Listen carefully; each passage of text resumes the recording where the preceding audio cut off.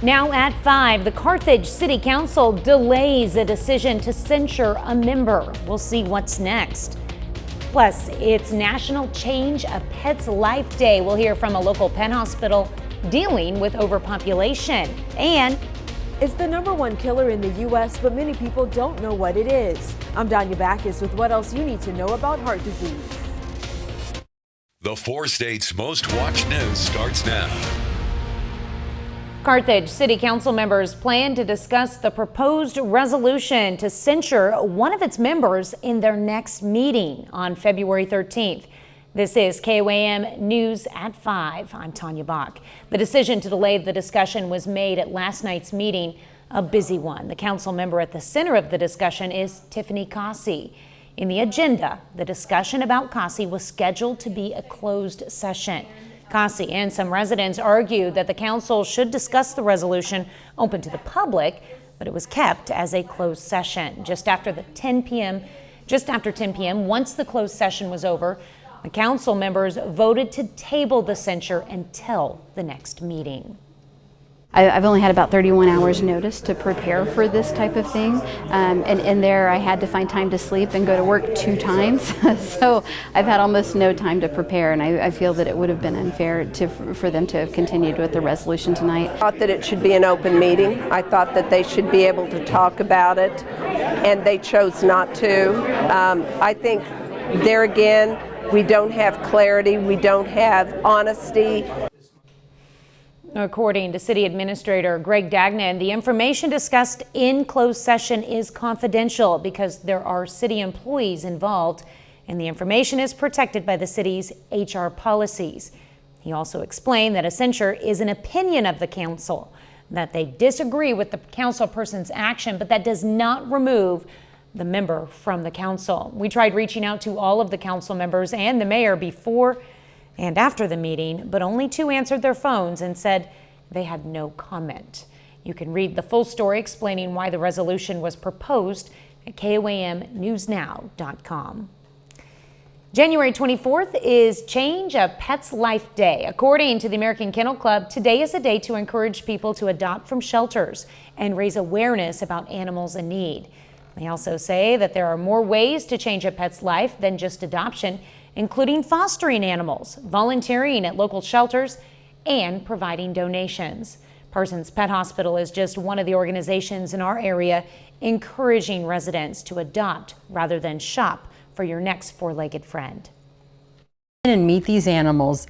Bring your family, bring your pets. It's always wonderful for pets to get to know each other kind of on neutral ground.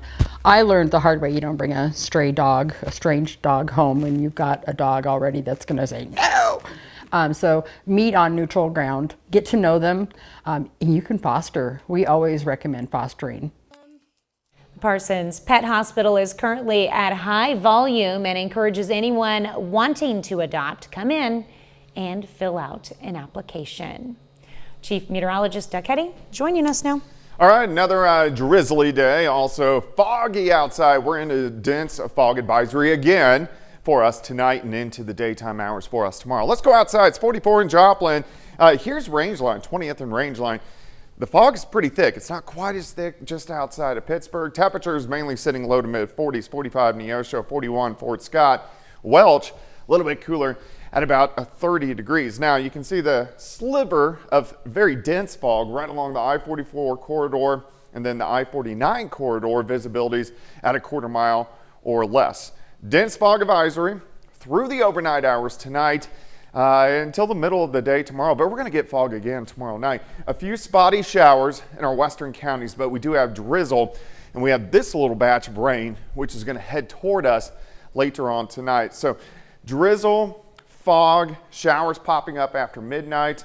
We have more rain in the forecast, maybe even some snow. We'll look at that here in just a bit. All right, thanks, Doug. Voters in only 2 states have chosen who they want to be the next president, but it appears more and more likely that the 2024 presidential ballot will look just like the 2020 ballot, with former President Donald Trump taking on President Joe Biden. Natalie Brand is in Washington, D.C. with more details. After winning Iowa and now New Hampshire, former President Donald Trump says the race for the GOP nomination is effectively over. When you win Iowa and you win New Hampshire, they've never had a loss. The Biden campaign is also preparing for a rematch, saying they will run like the fate of democracy depends on it. If I'm going to be in a fight, I want to be in a fight with you, the UAW. The president, holding his second campaign event of the week, rallied a friendly audience of United Auto Workers as he tries to lock up political support from labor unions. The UAW is endorsing Joe Biden for president of the United States. While the president and former president are pivoting to November, former UN Ambassador Nikki Haley is vowing to keep fighting for the Republican nomination. Most Americans do not want a rematch between Biden and Trump. The first party to retire its 80-year-old candidate is going to be the party that wins this election. Haley will rally voters in her home state of South Carolina Wednesday night, but she trails Trump in the polls there. The numbers in South Carolina are even worse for Nikki. The bottom line is simply this: we should start focusing our attention on the contrast between 4 years of Joe Biden versus 4 years of Donald Trump. But as election season plays out, Trump still faces unprecedented legal challenges and a decision by the U.S. Supreme Court on whether he can remain on the ballot. Natalie Brand, CBS News, Washington. The Supreme Court is scheduled to hear arguments on February 8th for Trump's appeal of the Colorado Supreme Court decision to remove him from the ballot.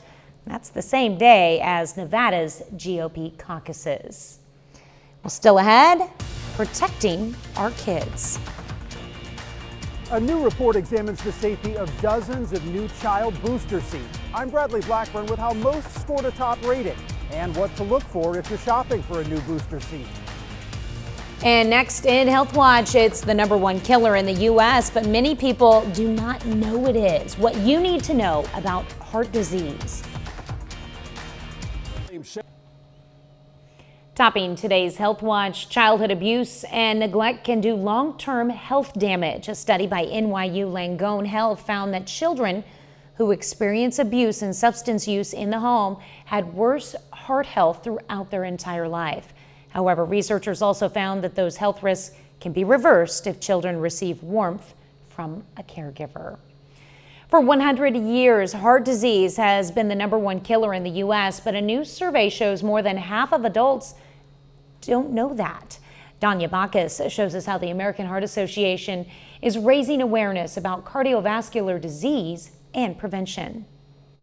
61-year-old Carlo Lopez is grateful he can still put his heart into his music. Total new lease on life. I think by doing what I did, I've probably going to live another 30 years. After both of his brothers needed open heart surgery, Carlo decided to see a doctor. He had a 90 to 95% blockage in one artery and needed 2 stents. So that was a heart attack waiting to happen. A new survey from the American Heart Association shows only 49% of people know heart disease is the leading cause of death in the United States. It's discouraging and I would say even a little bit frightening. That's because nearly half of people in the U.S. have some cardiovascular disease, including coronary heart disease, heart failure, stroke, and high blood pressure. Death rates are now trending upward because obesity and other risk factors are increasing. Hopefully, we can better educate the American public, and so that they are aware of things that they could do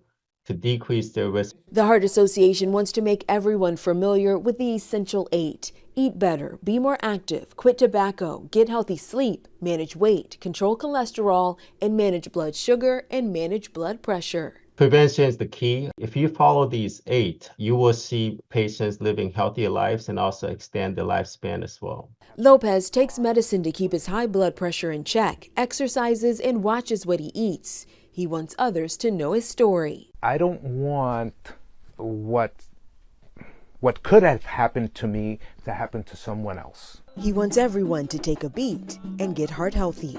Danya Bacchus, CBS News, Los Angeles. Well, last year, reports identified a concerning increase in cardiovascular-related deaths, which experts say may have been a reflection of the first year of the COVID-19 pandemic. An increase is also being reported this year, but it's considered lower in magnitude. Well, that's a look at today's health news. A little later, our pet vet on call. Hi, I'm Dr. Eva Dudek from Parsons Pet Hospital. Coming up, we're going to talk about why a cat would avoid its owner all of a sudden. Plus, we have more rain, more fog, even some snow chances in the forecast. We're going to look at that coming up.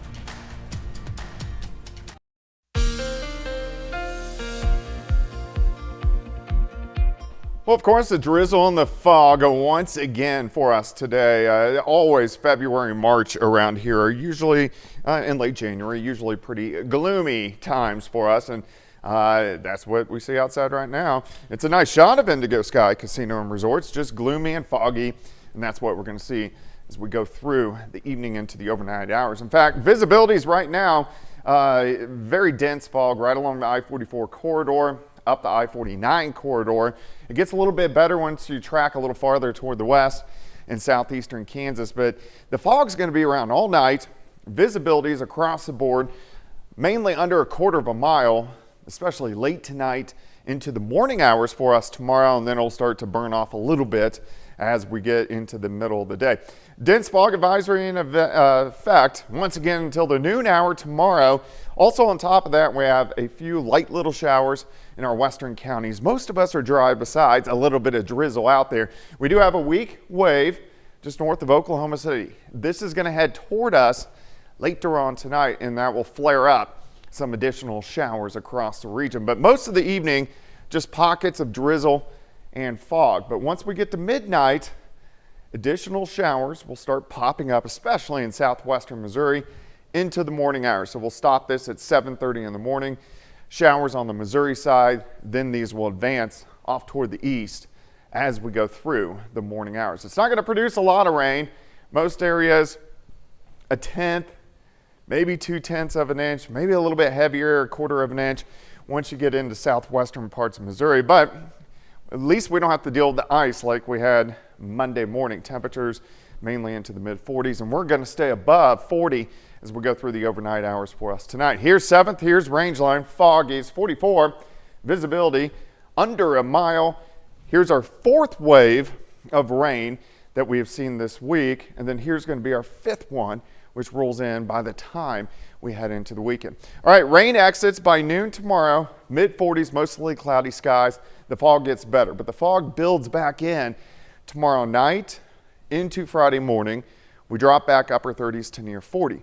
Most of Friday is going to be dry, but late Friday, watch the rain. It starts to advance in. So here's 4:30, temps into lower 50s. Rain increases Friday evening, Friday night into Saturday morning. So Saturday definitely is going to be a wet day. So we have periods of rain all day Saturday. And then look at this, as the storm system intensifies as it passes to our south, it should start to bring in some cold air where we get a rain-snow mix right on top of us. And if we can switch over to snow, it'll be very wet snow, mainly on the grass, but it will pile up very quickly. So that's something we want to watch as we get into Saturday. All right, your Thursday, drizzle, fog, once again, temperatures staying to the 40s. Here's your next 10 days, 50 tomorrow, 56 Friday. Rain possibly mixing with or changing to snow Saturday. We start to clear out Sunday, a little bit cooler, but look at next week. Besides a few showers on Tuesday, a really nice week. Temperatures pressing 60 degrees, which is a pretty big switch. All right. But we still got more days with this fog stuff. I know, it's dreary. Soupy out there. It is. All right. Thanks, Doug. Yep. Well, coming up, Joplin consumers get an up-close and personal look at some local businesses. Topping today's Consumer Watch, the public today got to know some Joplin businesses better. The Joplin Area Chamber of Commerce held its 31st annual Business Expo. It started yesterday evening with a Businesses After Hours event for local entrepreneurs to network. And then this morning, business owners had a chance to check out all the booths set up. The public was allowed to explore the expo starting at noon, learning all about the area has to offer. Well, if you're shopping for a child a booster seat to put in your vehicle, there's good news. Bradley Blackburn explains. This crash test shows what can happen when children aren't properly secured in a vehicle. When kids outgrow a car seat, they need a booster seat. There are many new models on the market, and the Insurance Institute for Highway Safety found plenty of quality choices. 47 of the 54 boosters we rated received our top rating of best bet, and none of them were not recommended. Jessica Jermakian is with IIHS. The group analyzes seats to make sure the belt fits correctly for a typical 4 to 8-year-old. The new seats on the best bet list join those previously rated by IIHS. They range in price from $25 to almost $450 and will work in almost any car, minivan, or SUV. Safety experts say a good booster places the belt at the center of the shoulder. It's not riding up on the neck or falling off the shoulder, and the lap belt is low across the hips, really on the upper thighs, not riding up into the belly. Parents should make sure the seat works in their vehicle. Many communities offer inspection stations where instructors demonstrate how to properly install a car seat. Whether it's cross country or just going down the neighborhood, we need to make sure kids are buckled up on every trip. The IIHS says children buckled up in booster seats are 45% less likely to be injured in a crash compared to those using seat belts alone. Bradley Blackburn, CBS News, New York. And you can see the results of that IIHS report, including a list of ratings on all booster seats for sale. You'll find the links at KOAMnewsnow.com. Our Pet Vet on Call next.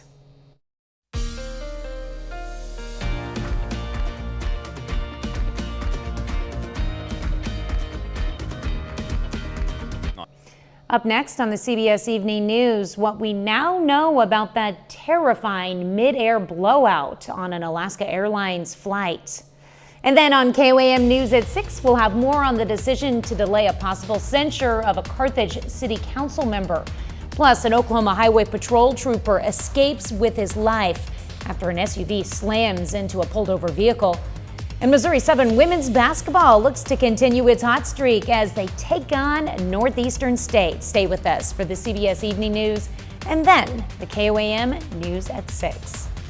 Well, just like humans, our pets' personalities and moods can change from time to time.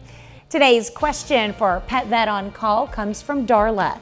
She writes, "My daughter's cat used to cuddle with her, but now she wants to sleep alone in corners and hisses at her when she eats and drinks as well.